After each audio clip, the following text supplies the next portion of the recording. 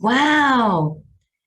It's 3 minutes till start. Oh my gosh, no, my watch is bad. It's 10 o'clock and there's 25 people out there already. Welcome, welcome, welcome. I'm Jennifer Brennan. I'm the horticulture information specialist here at Chalet. And I've actually been at Chalet 30 years. Good thing for hair color, huh? Today, I've got all kinds of great information for you. And just to let you know, it's my fault, my fault, my fault. The handout went out late. So it went out under a separate email from Carly Thalman. So look for that email to get the outline of the topics that we're going to cover and with the products listed on it. When you get this, if you don't bring it with you when you come to the store, you can always find it in a document holder at the plant clinic desk where the microscope is. And oh my gosh, I've got so much fun information for you today. You're going to love it. You're going to love it. So we'll go ahead and get started. What I do is I do the whole presentation, and then afterwards I answer all the questions for the question and answer time. So please use the Q&A location to submit the questions. It's much easier to work with than the chat box. So I think everyone's getting right into the swing of that. So let me do this. I'm going to go ahead and share the screen. Here we go. Welcome everybody. The numbers are ticking up. Okay, here we go. Share the screen for the PowerPoint. And I've done something really cool. I think you're going to love it. Here we go. Share the screen. Here we go. There's the PowerPoint. And then I have to start from the beginning. And there's my wonderful face again from beginning. Here we go. Come on, computer. There we go.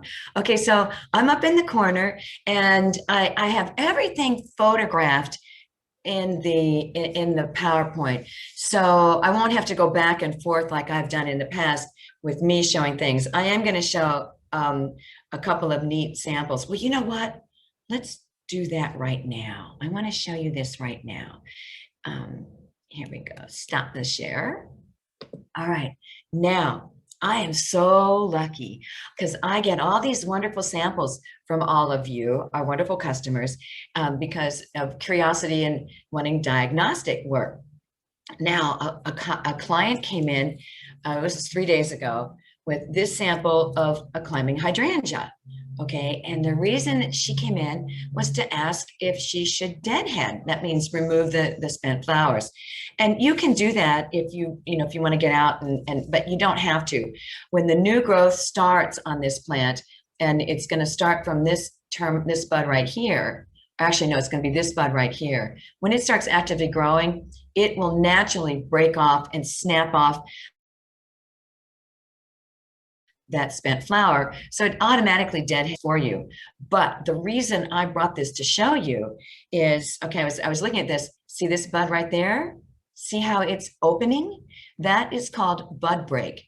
So the warm temperatures we've had and all this wonderful warmer rain that we've had, so many plants, and this was another one of the branches. Look at this. I mean, look at this. Is this incredible? These are starting to actively grow.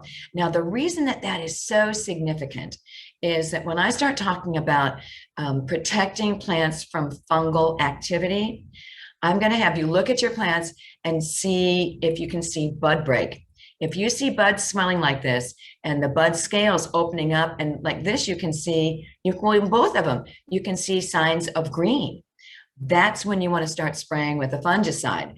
And I'm going to repeat this when we get to that part, but I wanted you to see bud break, and you'll see bud break on a lot of things. The further away you are from the lake, the sooner you're going to see these things. So this person was actually in Winnetka.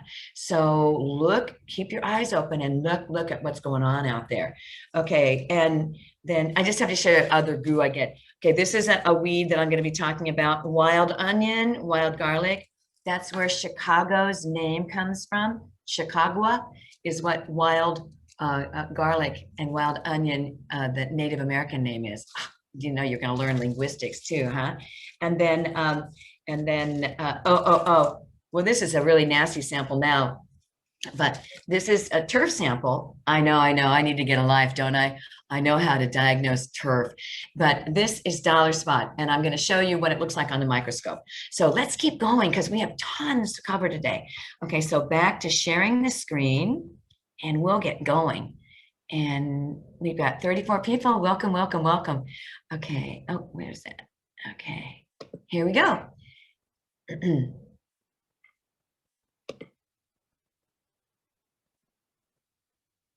Oh, I didn't hit the right button. There we go. Here it is. Okay, now let's get going. Oh, it has to go down here. All right, now, everybody. This is Boxwood leaf miner. And this is an insect that moved into our area about 7, maybe 8 years ago. It was on the East Coast. It came in, and the bad thing about it is it's not a native insect. It's an alien insect. So there's no native predators that will take care of it. And it makes the boxwood look like it has winter damage. And hold on, I just realized I've got to mute my phone. I used to always do this for when we had lectures in the lecture center, because I hated it when people's phones would go off during a lecture. And look, I'm the bad guy here. Okay, so now back to boxwood leaf miner. All right, so what happens is there's a little tiny tan-colored gnat. I can't believe I didn't put a slide of the gnat. Oh, I can't believe that. But they lay the eggs on the new foliage every spring. The eggs hatch. You can see entry holes. Look down at the bottom left-hand corner of your screen. Those are exit holes. And if I look at the leaf under the microscope, I can see the entry holes. And then the larvae burrow into the middle of the leaf. They eat all of the mesophyll cells, and those are the cells that are in between the two epidermal layers. And so it's hollow, so the guts are gone, and so it turns like a tan brown. These live in the leaf, in the center of that leaf, all summer and all winter, and then they wake up again when the temperatures warm up, and then they don't necessarily do much feeding anymore. But after they wake up, in about 2 weeks, they pupate. In the middle of the screen is what the pupa looks like. It takes 10 to 14 more days for the pupa to mature, and then the adult emerges.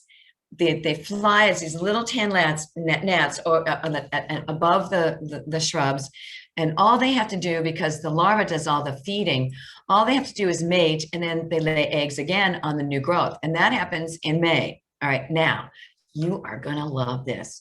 Someone brought a sample into me thinking that it was winter damage. And so I'm getting techno savvy, everybody. Okay, this is the video. Okay, now watch closely. Oh, this went sideways on me. I'm so sorry. Just when I was bragging about it. Let's start this over. I'm so sorry. Let's go back and start this over. Pardon me. Okay. Okay, turn your head sideways. See the larva wiggling? Okay, and now I zoomed over and I'm showing you the leaf on the microscope platform, and you can see where I peeled the back layer off and the larva are in there. And then this is what the sample looks like when it comes in.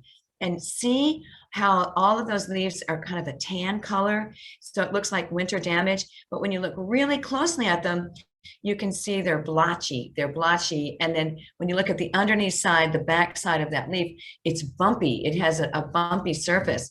Boy, I'm so sorry that this thing, you can tell I'm on a different computer and it switched my video. It worked good on my video, on my computer. But how fun to have my video here. Okay, let's keep going. Okay, now, let's backspace again. I'll leave that up. What you need to do is treat with the 12-month insect control. And we have two different labels. We have the Bio Advanced and we have the Bonide. And we have the 12-month insecticide. So you measure the height of the shrub and multiply times 3. That's the number of ounces that you add to a gallon of water. And then you pour that gallon right where the trunk goes into the ground. It's called the root collar. And we don't want you to crawl under a boxwood. They're pretty short. They're usually like 3 feet tall. But you walk over to the center of the boxwood, pour that gallon of liquid right through the center, and it tracks the trunk and it saturates the root collar. Now, there's also a product that I'm going to show later called the Rose and Flower All-in-One. And it has the fungicide, the insecticide, and a fertilizer. And it works very well for boxwood because boxwood are susceptible to Volutella fungal stem blight.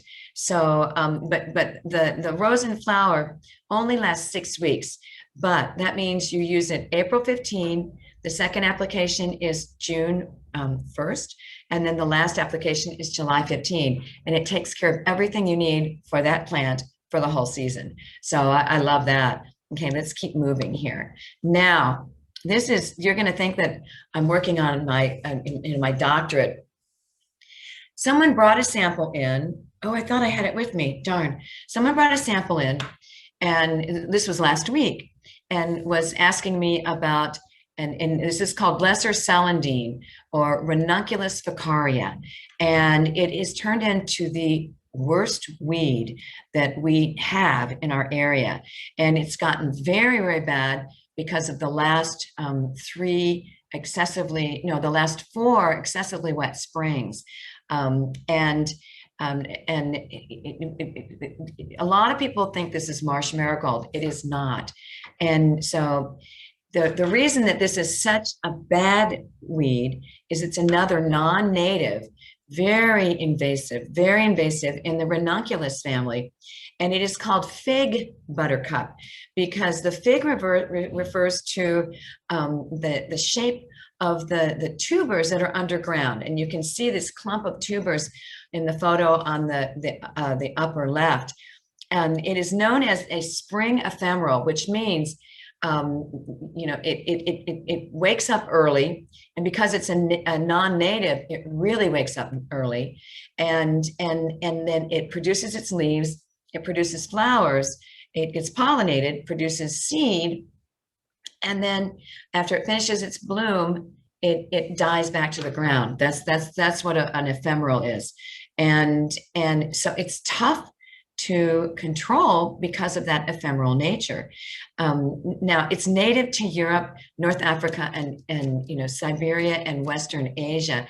It is actually believed to have been first introduced into North America as an ornamental in the mid 1800s, but escapes reported in Pennsylvania in 1867.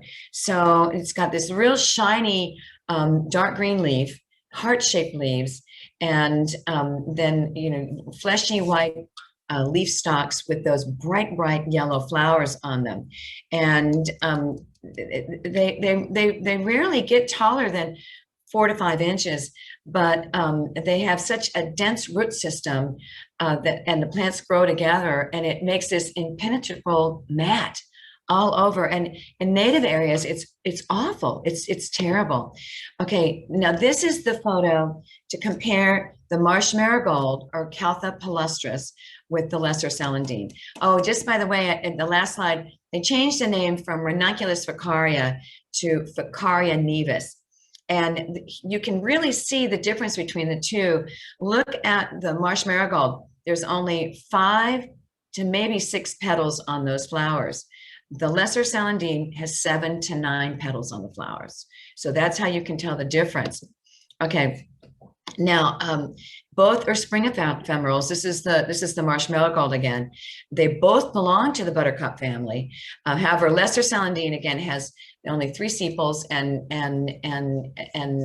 7 to 12 faded petals, whereas Marshmallow Gold only 5 to 9.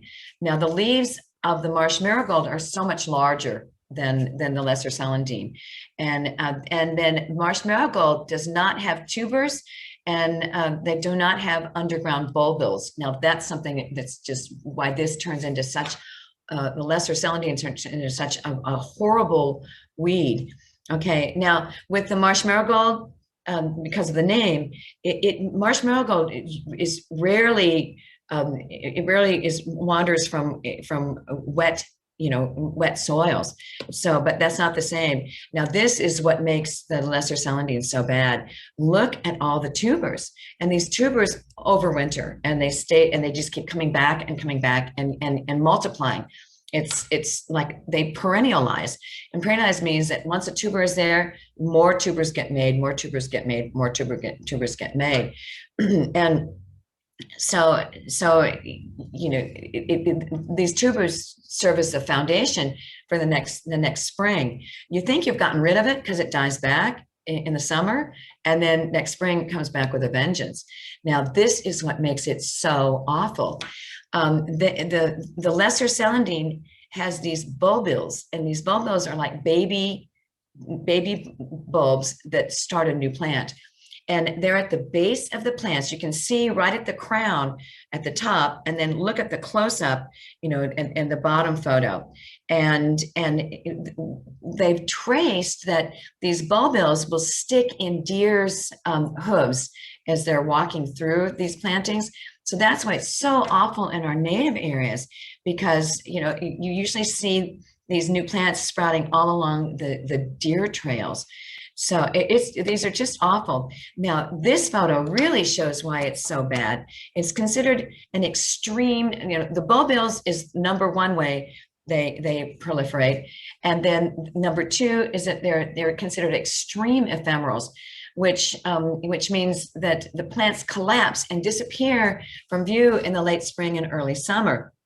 So you can see this plant in this photo collapsing, and then look at all the tubers that were left, just laying at the surface.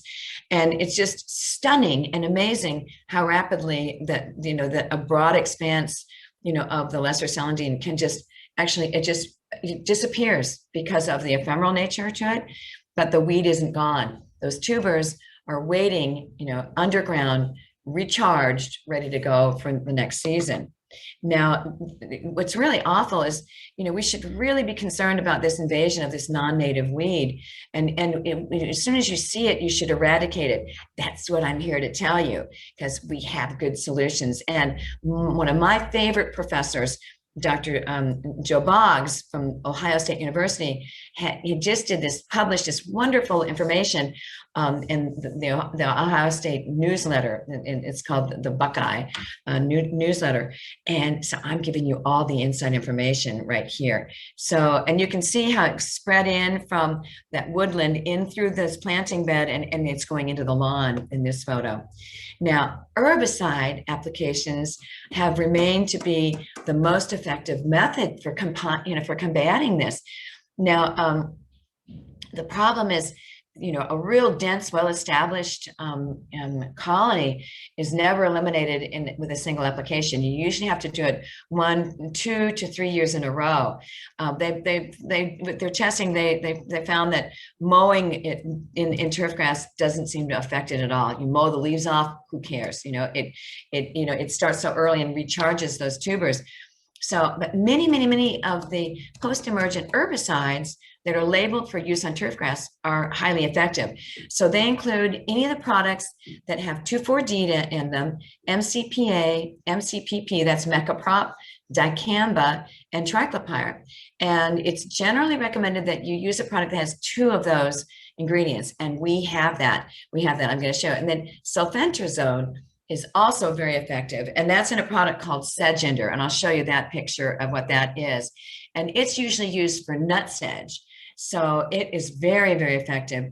And then also, if you have this growing in your gardens, you can use any of the glyphosate products. And so it's either Roundup, or we're getting the product from Bonide called Cleanup, and it has glyphosate in it. And okay, let's do this. Now I wanted to show you this. This was research that was done at Wolf Trap National Park in Virginia and published in 2017. And it focused on using glyphosate, the active ingredient in Roundup, in like a planting bed area. And this is not on turf. This is not on turf. And they tested on, and they sprayed the pre-flowering stage of the lesser Salandin. They sprayed the early flowering stage, and then they sprayed when it was 50% flowering. And they found out, they did this 2 years in a row, the early flowering, it was eradicated. 90% of the population was eradicated. The 50% flowering stage, that means halfway through the flowering stage, 95% were eliminated and controlled. So that was respective. Pardon me. What's significant about this is that they tested on the pre-flowering stage, which is right now in our gardens, and it only controlled 60% of the populations. So remember that and plan to treat once you see them getting into flower, and do it before they go ephemeral. Okay, hold on just a minute.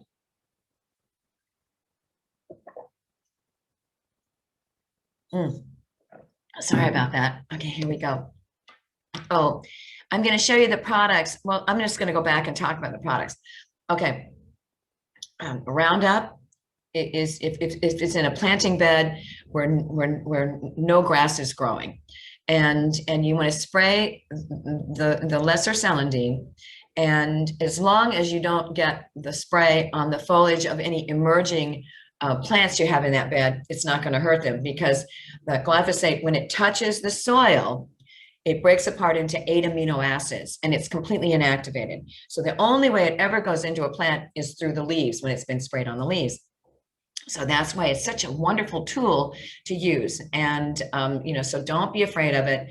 All the bad press out there is just that, bad press. And so, all the research shows it's a wonderful tool. And then if you have real tight spraying areas, switch it from the spray setting on the nozzle to the foam setting, and it just glops right down on it. And then leave it for 10 to 14 days, because that's how long it takes to translocate the active ingredient into the roots, and it takes it from the meristem at the top and kills the meristem at the root level.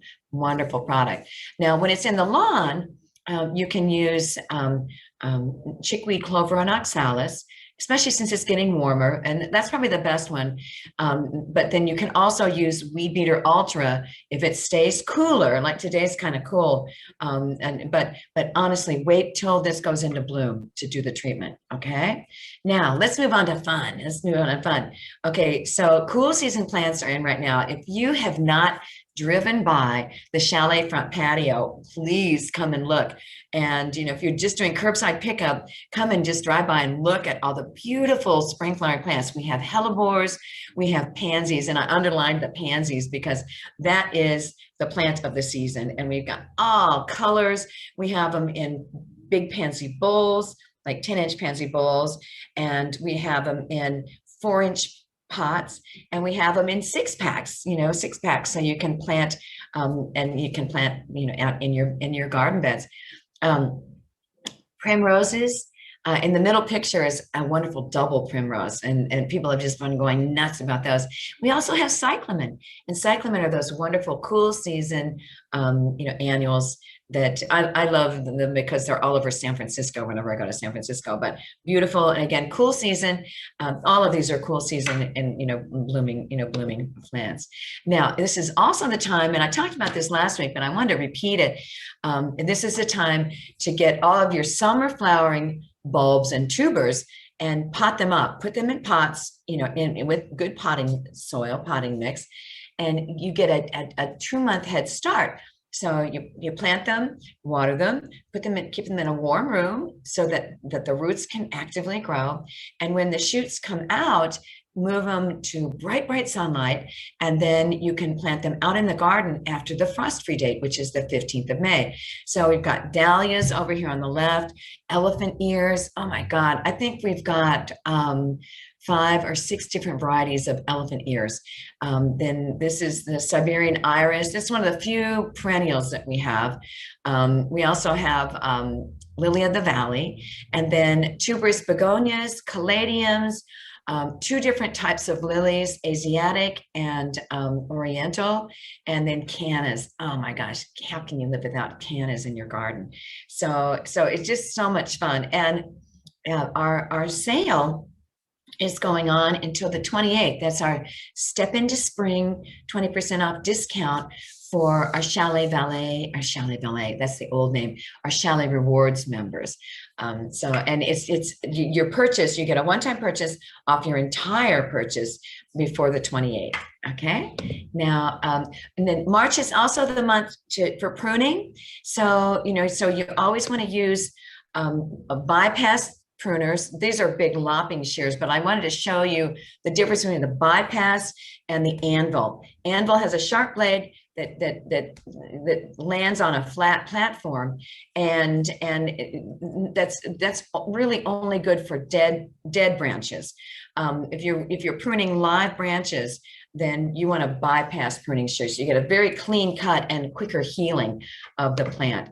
And then for rejuvenation pruning, you follow the rule of 3, and you take a third of the oldest stems out and to cut them down as close to the ground as possible, and then cut a third of the height of the shrub back. And you can do that every 3 years. For maintenance. For rejuvenation, you can do it 3 years in a row. And the rule of working with 3 is that you never want to remove more than a third from the top of the plant or a third from roots if you're transplanting, or you upset the balance of stress for the plant. So always don't remove more than a third, and then the plant will stay happy and healthy and recover beautifully. Now, spring cleanup, this is the time. So get out and get all those dead leaves off the surfaces of everything, and those fall leaves that haven't. And what I like to do is get my lawnmower with the bag on it, and I run over those leaves, chop them up, and then I put them back in as leaf mulch. So if you don't do that, just come and buy the leaf mulch here, but clean them up. And I love this photo, and I had it last week, but I love it because the snowdrops are always underneath the snow, and also the leaf litter, in the plants, and you rake it away, and here you have these beautiful little plants that are saying, hello, happy spring.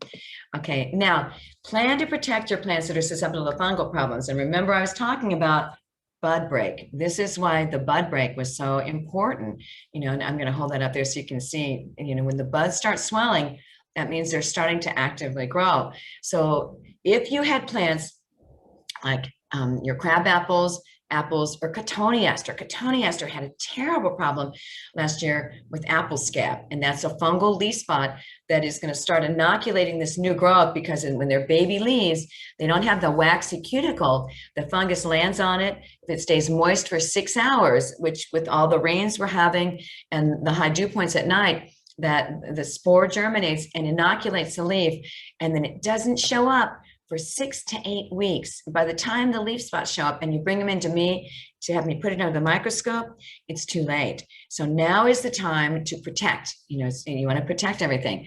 This is also true for black spot on roses, rust on roses, botrytis bud blight on peonies, Volutella stem blight on Pachysandra and Boxwood, powdery mildew on lilacs, monarda, roses, and lots more plants. And then the patch diseases on turf and lawn. So I'm going to kind of show you some of these. And again, products to the rescue. Key is the prevention. So you want to apply when the plants are healthy to prevent inoculation. And the systemic products stay in the leaves for 30 days, 14 days to 30 days, even if it has rain. And then again, start at bud break, that's bud break, and then repeat if the weather stays cold and rainy. Here are the 2 stars. Immunox is the number one. And I remember when Immunox was introduced, oh my gosh, that was the year before I came to work at Chalet.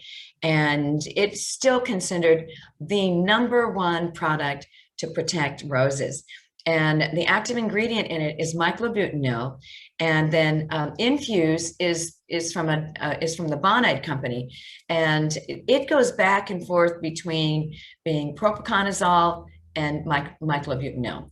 So both are very effective systemic fungicides. You spray on one surface of the leaf, and it's pulled into all the cells and stays in those cells for 14 days, even if it rains. So, you can just run outside after it's rained and just laugh at Mother Nature saying, ha, ha, ha, it's systemic. But now is the time to start paying attention and spraying. We have this cool new hose-in sprayer from the Bonide company. And I opened it up to show you that, this is like the dial-in spray. This is a dial-in spray. You set the light lavender dial on the amount that it says in the directions for recommended dosage. So with Immunox, it's 1 ounce per gallon for roses, trees, shrubs, most foliar leaf spot diseases. If you're going to use it for a turf disease, it's 7 ounces per gallon.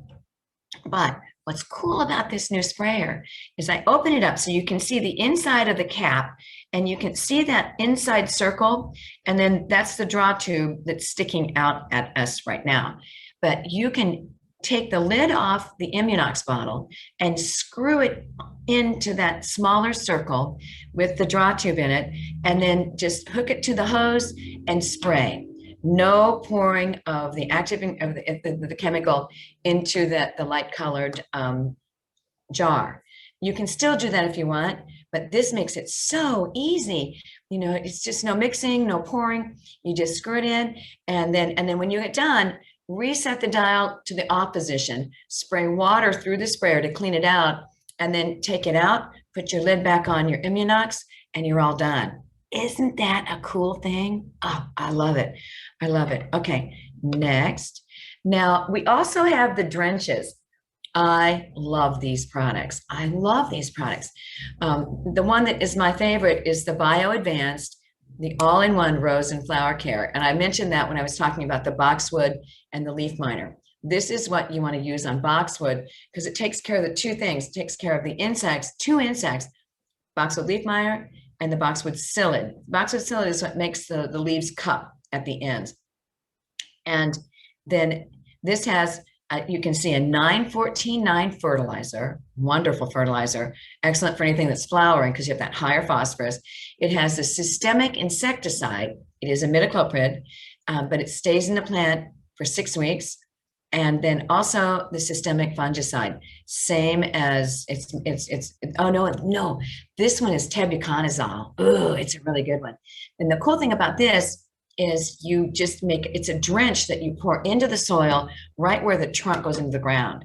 Now, if you already have a favorite fertilizer that you use, like the Rosarians love the Dr. Earth Rose and Flower fertilizer, and it lasts 60 days. So they don't overdose on fertilizer. They just use the Rose RX Systemic Drench.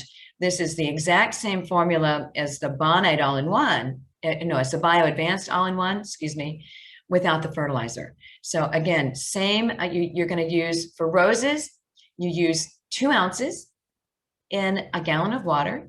No, excuse me, 2 ounces in a quart of water, and pour it right where the trunk goes into the ground. And that's the same for both.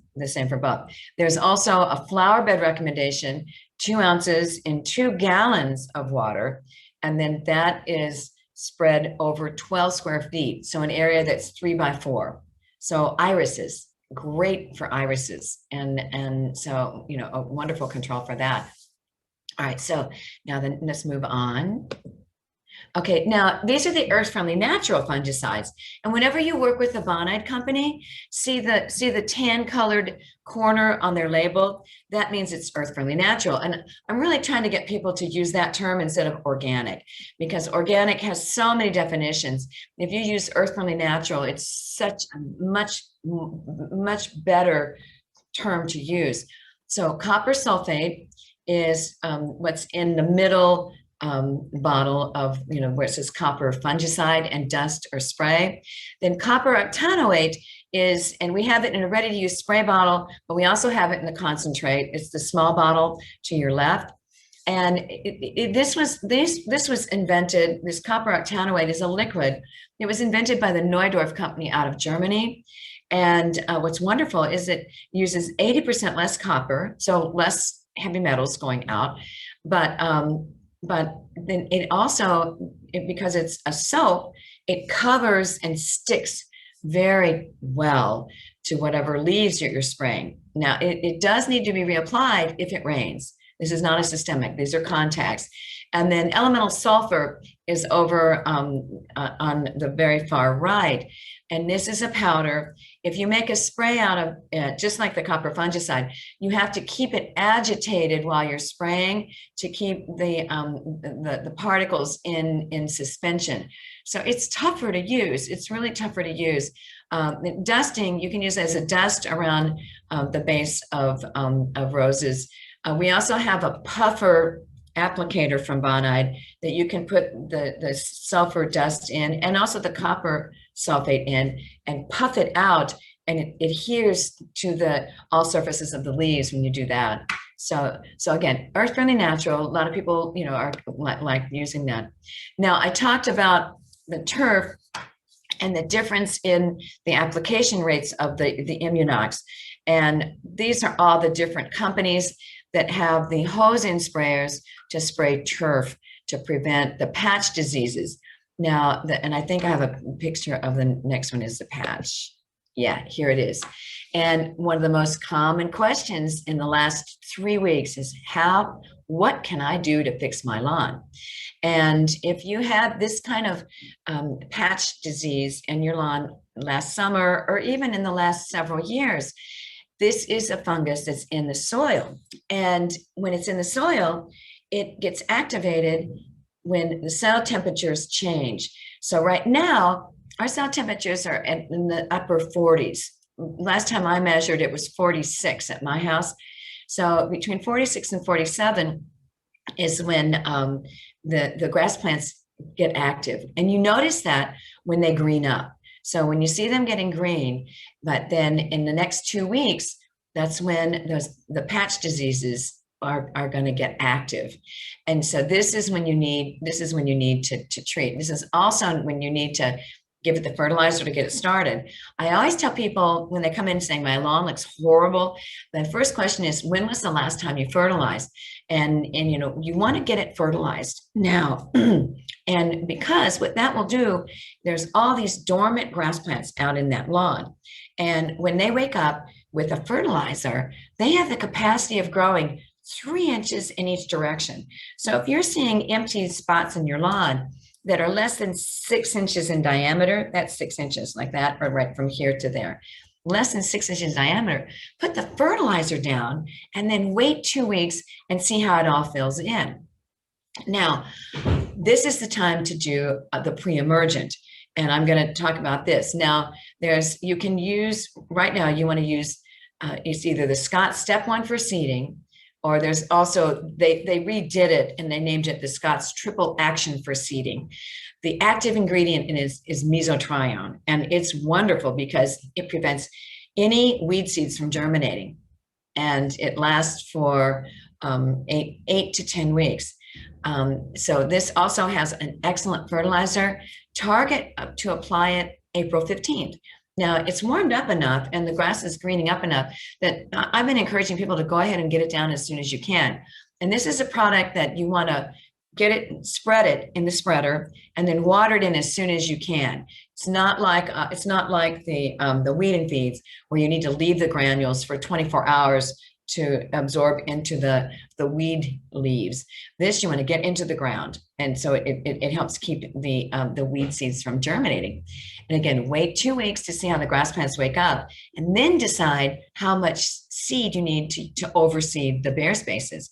And then after you've done that, the next thing you want to do is plan to do your Memorial Day fertilizer. That's the beginning of summer fertilizer. And the best way to take care of the lawn is to plan to fertilize 4 times.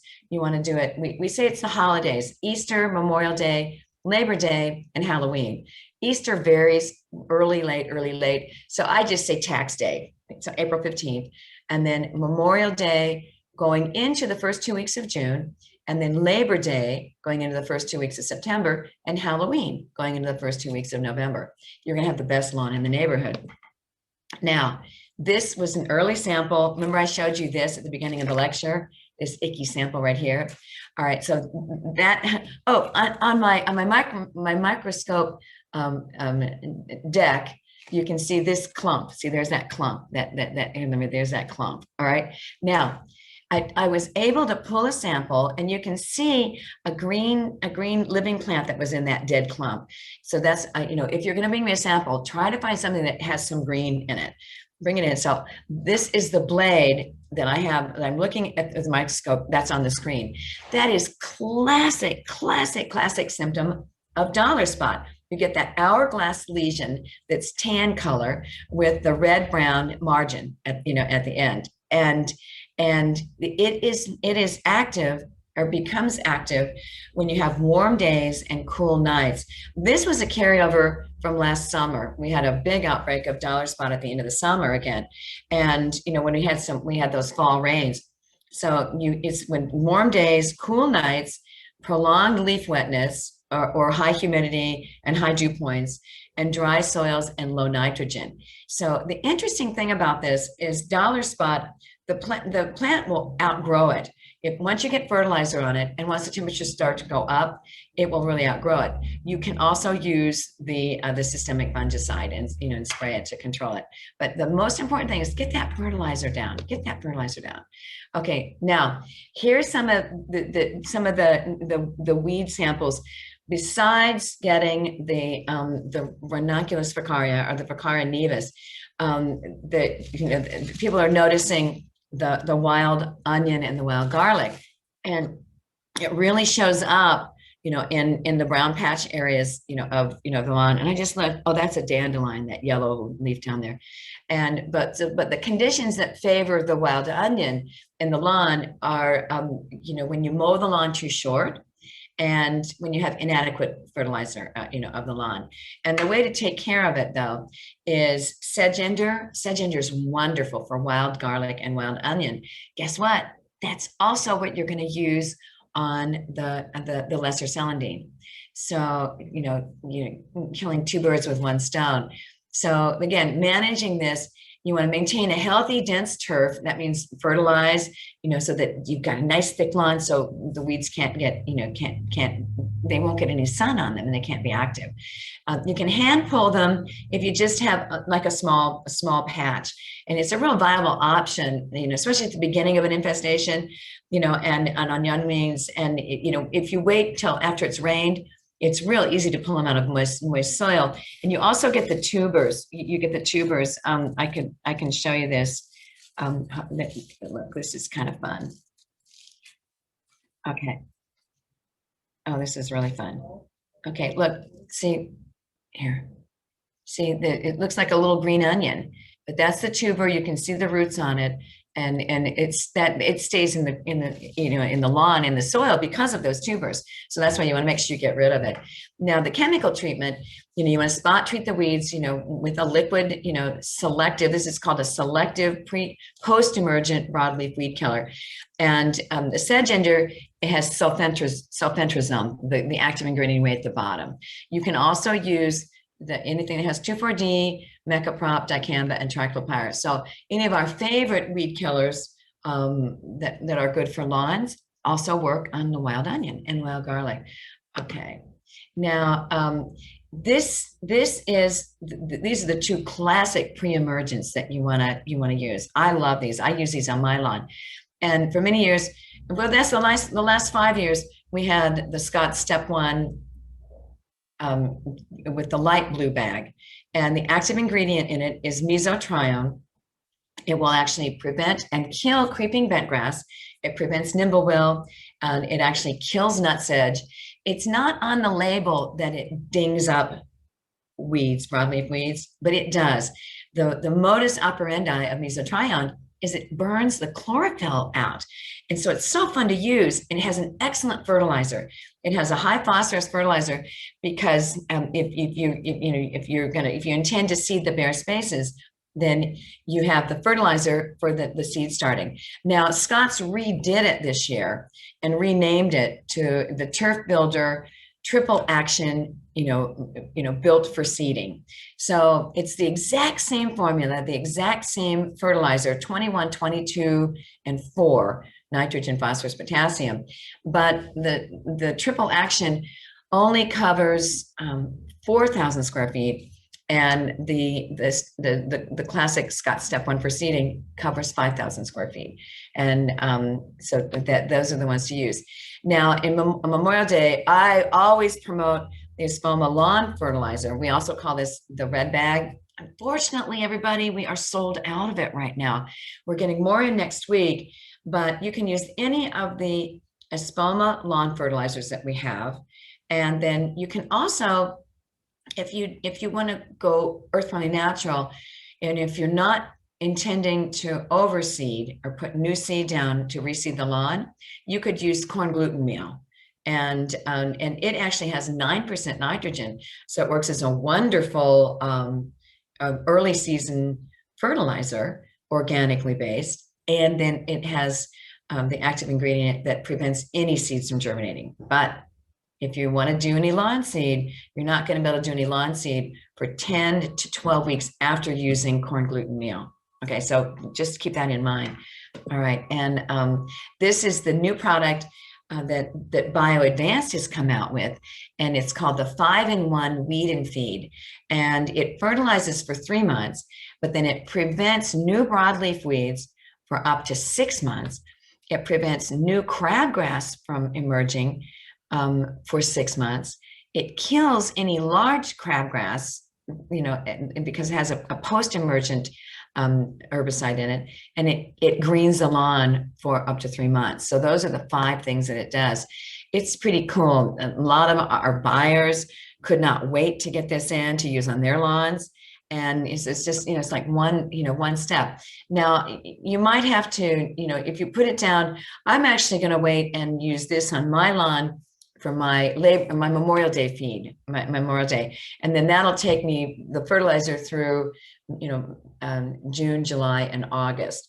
So, and it's a time release. But you can put it down because of the pre-emergent, in it. You can do it now. You can put it down now. Okay. Now, these are new houseplant insect controls. For people that want to stay earth-friendly natural, the Espoma organic insect control is really cool. It's made with an organically derived pyrethrin that's derived from organically grown daisy plants, and it's mixed with an organically derived and organically grown canola oil. And over in Europe, that has a trademark. It's trademarked. It's known as Pyrol. And this is wonderful because it has an instant kill of insects. It coats them and smothers them, as well. And so this is very effective, and safe to use inside. The garden is safe, and we haven't had this brand, I don't think, or maybe we haven't. I should know that. Pardon me. This is just a pyrethrin, and it's a liquid-based, a water-based. It kills insects on contact, and when the sun shines on it, the residue breaks down. So you could actually use this. This is labeled for houseplants. So the same formula, similar formula, is in a Bonide product called the vegetable and tomato and vegetable protection. And you can use that one on edibles. And it's pretty much the same formula. Excuse me again. Okay, we're getting there. Fertilize your houseplants now. My favorite is the Dynagrow 795 with the 10 micronutrients. You want to use that every week, and all you need is half a teaspoon, which is that capful in a gallon of water. Okay. I showed this to you last week, but you still have time to repot your houseplants. And then I want to just show you this. This is the YouTube video the Chalet YouTube video. I'm not going to make you watch the whole thing, but I just want to show you how this opens up. You go to YouTube and then type in Chalet and just type in repotting, and it comes right up. And it's me showing you how the 2 different techniques for repotting houseplants. Sure is taking a while. Sorry about this. There we go. I'm going to help answer that age-old question, how do I repot a houseplant and when do I do it? Hello, I'm Jennifer Brennan, Chalet's horticulture information. Okay, you've seen me do that before. So that's just how you can find it. And it's really, we did a really good job on it. So if you need to know more about how to repot your houseplants, watch that one. And I talk about the 2 different techniques on, putting in a larger pot so the plant gets larger. But if you have that favorite decorative container that matches all your upholstery and your carpeting in your living room, and you don't want the plant to get bigger, I show you how to, to do that. Okay, here we go. And then now make sure you're watering properly. People are still coming in with yellowing leaves, and as the plants start their new growth, and the plants know that the days have been getting longer and longer and longer, they notice it before we do. And if you're not giving it fertilizer, they're going to rob Peter to pay Paul. And so this is what's happening on these plants. They're taking the nutrients from the old leaves because they're not getting enough from the existing root zone. So give them that fertilizer to stop that, the old guys. This is leaf damage from non-sufficient watering on fiddle leaf figs. And unfortunately, there's so much bad information about fiddle leaf figs out on the internet about don't overwater. But 8 out of 10 plants that people come ask about have not been watered appropriately. And this shows the damage when these leaves were just coming out of bud. They didn't get watered properly, so the edges dried out. The outer edge of the bud got dried out. And so then as the inner kept unfurling, the damaged cells didn't expand, and so you get that distorted shape of the leaf. Okay, now it's also time to make sure you get your vegetable varieties. And what we have at Chalet, our seeds are Hudson Valley, Renee's Gardens, Renee Seeds, Botanical Interest, and the Seed Savers Exchange. And we're getting refills all the time. So if you came in and didn't find what you needed, come back because we're getting those refills, okay? And then this is great. I love this from Renee because this is her idea on how to plant your early season, your early spring crops in a raised bed, 4 feet wide by 6 feet long. And you've got the peas at the north end of the bed because they're going to be on a trellis, and then carrots and radish. And that shows how to interplant together. You plant a row of carrots and then radishes right next to it. Carrots take 21 days to germinate. Radishes germinate in 5 days. Radishes are going to be almost done and harvested before the carrots come up. So you plant them close, pull the radishes out, and then that leaves room for the carrots to fill in. Beets are going to be in the garden for most of the summer, so give them a good spot, like right there at the back of that, of the bed. Baby spinach, stir-fry vegetables, mesclun, parsley, and cilantro. And then there's one for the summertime too, and I'll show you that later in a later garden talk or garden coach. Now, what's cool is a lot of people have been concerned about peat moss and that it's being a crop that's running out.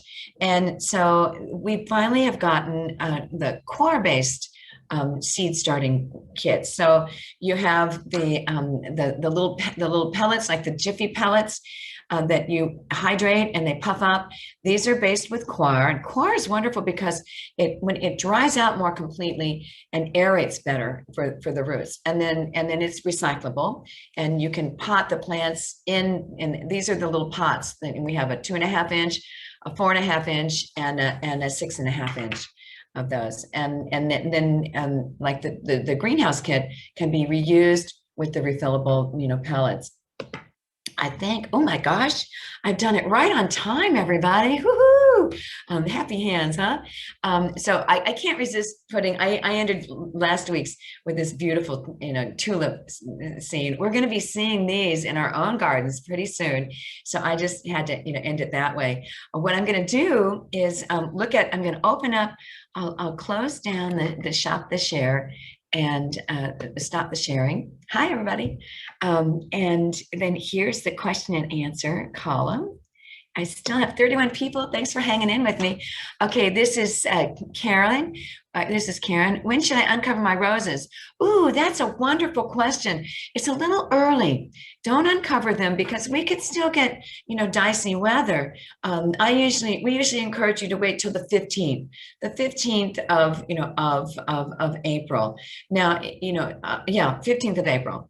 And that's within the next 3 weeks. So, it wouldn't hurt to get them uncovered. But if we do get a cold snap that comes in, like one of those polar vortex things, just be prepared to maybe cover them. But better safe than sorry. That was a great question, Karen. Thank you so much. Okay, I answered that live. Okay. Now, Mimi Morris, hi again. Hi. For lesser Salandin treatment, what is the exact time of the chickweed product? Okay, the exact time is wait until 50% of all of those clusters of leaves have flowers up on them. And that's when when they did the testing, they got 95% effective elimination of the weed. So wait till you see the flowers up, and then spray everything with that. Great question. Thanks for asking that, so I could kind of repeat that. Very good. Okay, and then this is Connie.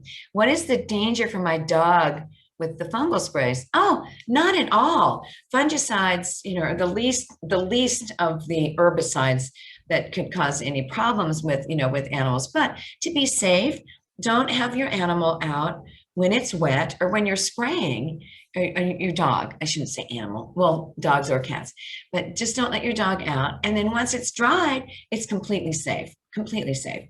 So excellent question. Okay. And then Mary B, what is the best for apple trees? Okay. The best for an apple tree. And guess what? The Immunox was certified for use on tomatoes, veggies, and fruit trees. And it's a lower recommendation. And but and I should know that, but I'm gonna propose what I propose to everybody, and I even do it myself. Read the label before you use anything. And I think it's 3/4 of an ounce per gallon when you're spraying an apple tree. You can also just use, you can use horticultural oil. You can use copper soap also. And, either of those three will do the trick. And then you, again, watch the, bud break. You want to do it at bud break. And which is coming up, so, okay, this is great. The next question is what, there we go. I thought I lost it. What mulch do you recommend for flower beds? My favorite mulch is the cotton burr compost or the cotton burr mulch. I like it because it's a hybrid cross between leaf mulch and shredded bark mulch, and it lasts longer than our leaf mulch, our chalet leaf mulch. Our chalet leaf mulch is lovely and beautiful. We sell it in a 1 cubic foot bag. That's Tony Fulmer's favorite. But I like the cotton burr because it lasts a little longer. It doesn't break down as quickly, and it's a 2 cubic foot bag. So it's a better value for your dollar. And you spread it 1 inch or 2 inches deep, keeping 6 inches away from the crown. I'm going to share Tony Fulmer's favorite thing to share with people. And he saves 2 gallon and 3 gallon plastic containers. And then when he gets ready to mulch his perennial beds, he goes around, and as all the pruners are just going to they're going to start emerging soon. He puts those empty pots over the tops of those emerging perennials, and then takes the bag of mulch and then just cuts it open and spreads it all over, and then picks those pots up, and he has these perfect circles around each of the plants, and it's less work. You don't have to, push the mulch and keep it away from the crown. It's a neat trick. And I think he has 12 pots, and he does a section at a time of his garden. And he puts them down, spreads the mulch, picks them up, puts them on the next, and spreads the mulch again, and has a perfectly mulched garden every time. It's such a Tony thing, and it's such a great, great, great, great idea. Noreen, thanks for that great question. Okay. The next one, this is, Cindy, then Becky, is it too early to uncover my roses and my macrophylla hydrangeas? I answered that a little bit earlier. It might be a little too early. I would wait till the 15th, mid-month in April. Great. And then next question. Will the sedge ender kill anything else in the flower beds? Tricia, yeah. Sedge ender is for in the lawns, not in the flower beds. Thanks for answering that. So I want to make sure I clarified that. Yeah, sedge ender, it's a broadleaf weed killer. So so don't use that in your flower beds. If you when you're using in the flower beds is a glyphosate-based product like Roundup or Cleanup, Okay, good question.